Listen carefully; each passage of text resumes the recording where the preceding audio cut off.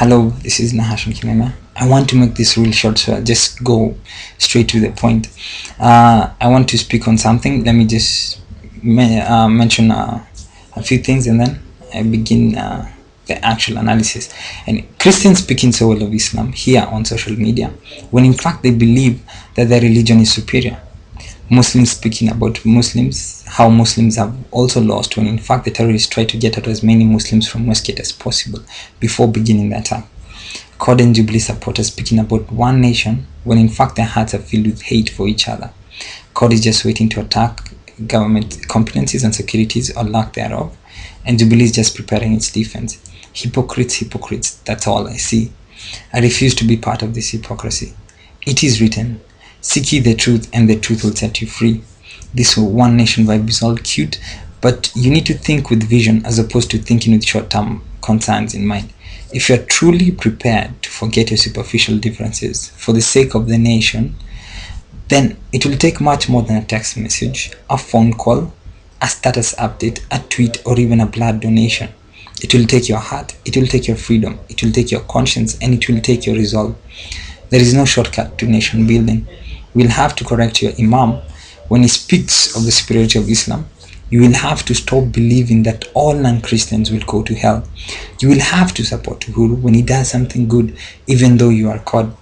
You will have to recognize Ruto's faults and mobilize them to remedy them, even though you are Jubilee.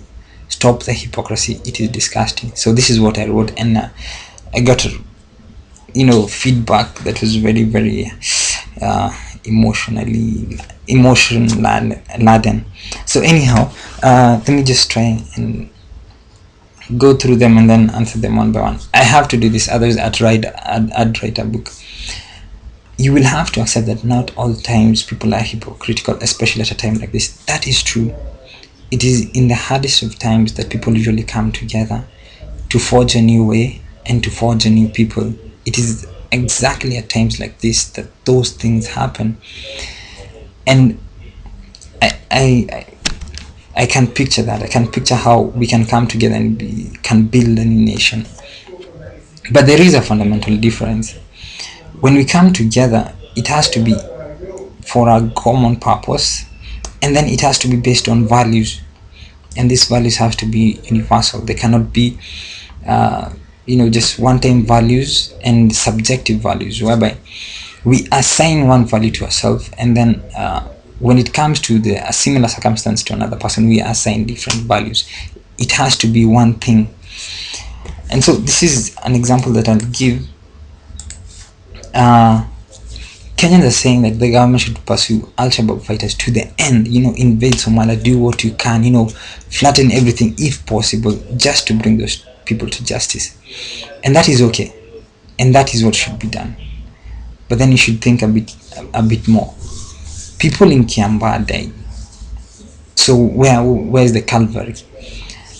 People in Naivasha and Nakuru were burned to death in their homes. Where is the Calvary? So this is what I'm saying. If you assign value to life, you must live by that value. You cannot assign value to in this way and then assign value in another way. It has to be a common ground. Do not bring politics into it. Do not bring religion into it. Do not bring race into it. It is life. If anybody dies, there has to be repercussions. There has to be things that follow. And if we should just assign that to everybody, that does not mean that we forget about this and concentrate on the others, or if we let go of the others, then we let go of this. No, this one should be pursued to the fullest, to the end. And the other one should also be pursued to the fullest and to the end. If you pursue one and do not pursue the other, then that's where the hypocrite part comes in. And that is what I was trying to say. Again, a friend of mine said that I'm a bit insensitive and she does not support my thoughts, and I'm being so pessimistic. And this is okay. I do understand your sentiments.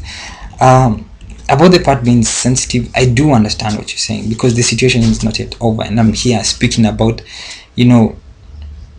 how we need to look at things in a different way.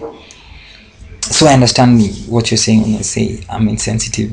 However, I need you to understand a couple of more things. It is important at times that you tell the truth even though it may hurt, because it is the truth that will set you free. Now, a given problem is whereby if a bomb explodes right now, people will start running. People will start running. So what happens is that people need to start running in the right direction, and that's what I'm trying to do. I'm trying to make you guys angry in the right direction. I'm trying to make you guys see the light where you should see it. Don't just start running. Let's bomb Al Shabaab, bomb Al Shabaab. Let's come together as Kenyans. You need to do things, not superficially, but below the surface. So that's all I'm going to say about that. About being pessimistic, yeah, okay, pessimistic. That's okay. I value your opinion. That's okay, but I do not believe I'm being pessimistic. I believe that I'm being real. That we have differences in our country, and as opposed to hiding from them, we should expose them and then talk about them. If we expose them in our own way, then it's better off, because then we direct the argument. I remember there's a time during the Vietnam War whereby Richard Nixon had one chance to invade Vietnam, and this is what he did to invade Cambodia so that he could defeat the Viet Cong. He decided that he should direct the argument, because this will bring a lot of hate in America. So he decided that he should direct the argument, and that's what I'm trying to do. I'm trying to direct you guys in a constructive way, in a nation building way. But you don't want to see it, perhaps because you don't want to change. Okay, another thing is that a friend of mine says 1,000 miles, start with a single step. We should start with small acts of kindness, than rather than sit back, and we should do not and do everything. And that, I have not said that we should not do that. I have not said that. If you look at what I'm saying, what I said was that it will take much more than a text, a phone call, a sudden update, a tweet, or even a blood donation. It will take that, true, but it will take much more for us to build a nation. And that's what I was saying.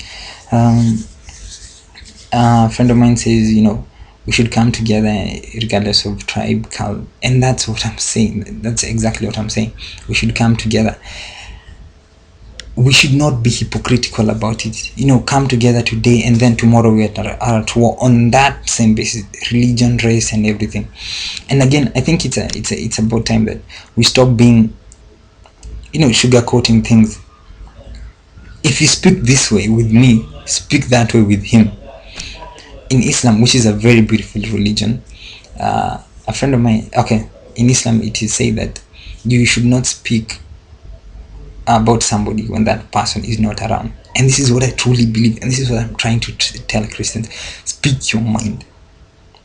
Do not say this in that forum and say that in that forum.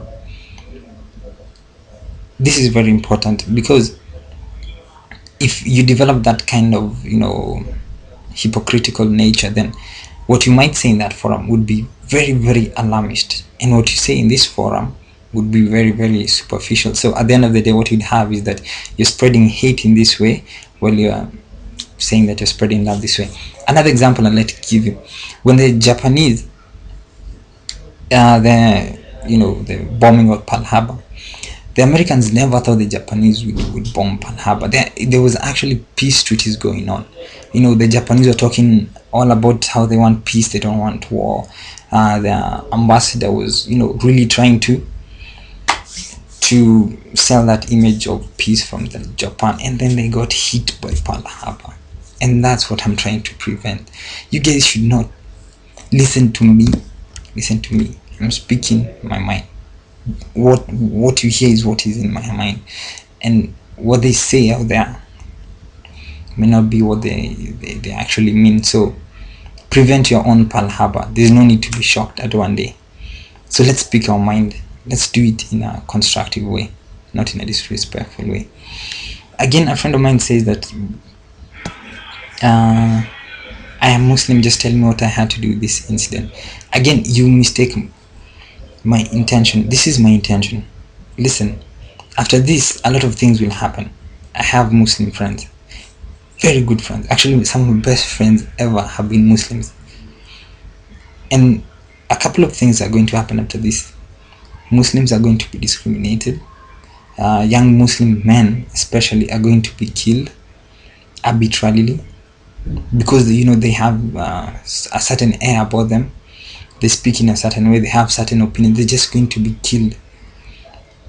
There's going to be, our government forces are going to have carte blanche in Somalia, which is going to be terrible because again, people are going to be killed. Yeah. And within us, we're going to have this hypocritical society whereby everything is okay on the surface, but underlying there's something wrong. I cannot be part of that. I have to speak my mind. Muslims have nothing to do with this incident. They have nothing to do with this incident. And this I know personally. They do not support terrorism at all. They do not. They simply just do not. Again, and I need to speak on a few things. They should not suffer just because a given person chose to do this.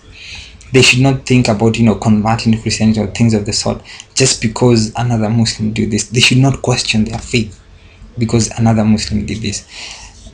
Again, it's in the same breath. I'm a Catholic, and Catholics have done a lot of evil in this society. They've done a lot of evil in the name of Catholicism and Christ. So why should I, change my religion because somebody else has misunderstood what it speaks about?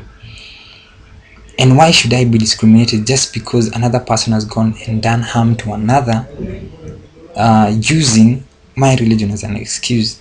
That should not happen. And this is what I'm saying. It should not happen.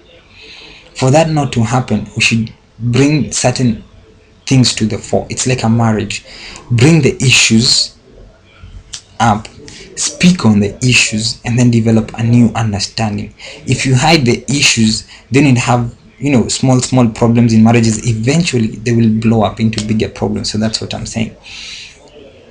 So I actually love my Muslim friends, and if you look at this critically, you'll find that I'm a better friend than those who are lying to you. So that's what I'm saying. And then a friend of mine says that it's true, but I'm here still on my comp, making videos and stuff, and trying to have big ideas and stuff, instead of being there on the ground and seeing what's happening. So the thing is,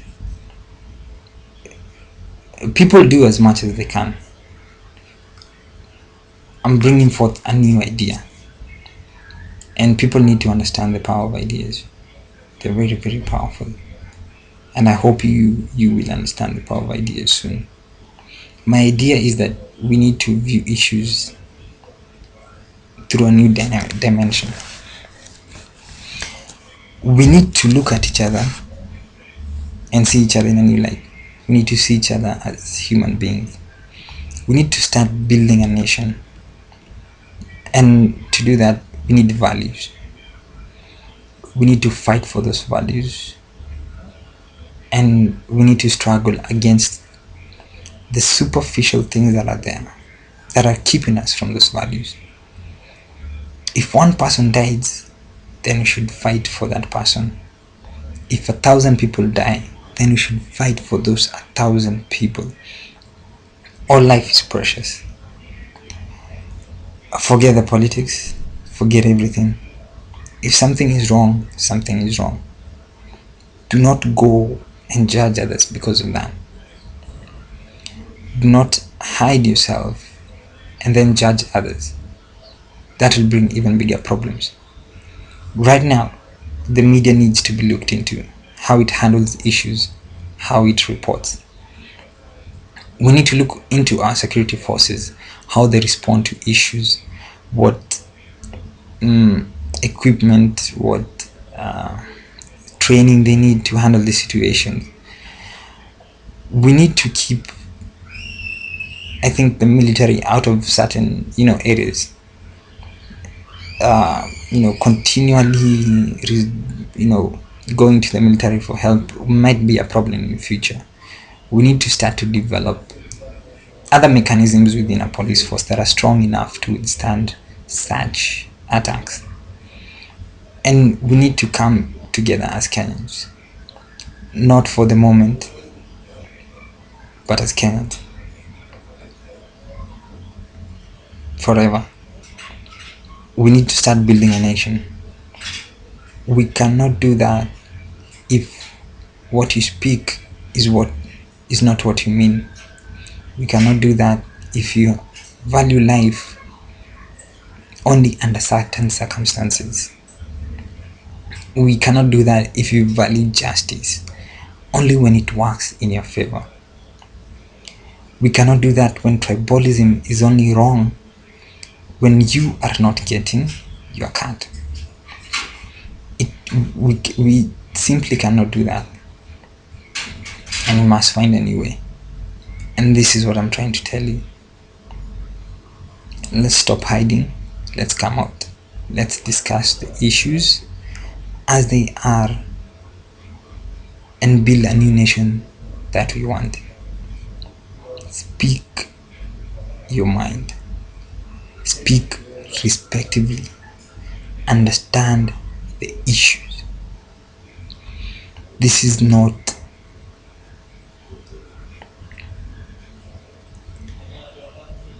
I'm out.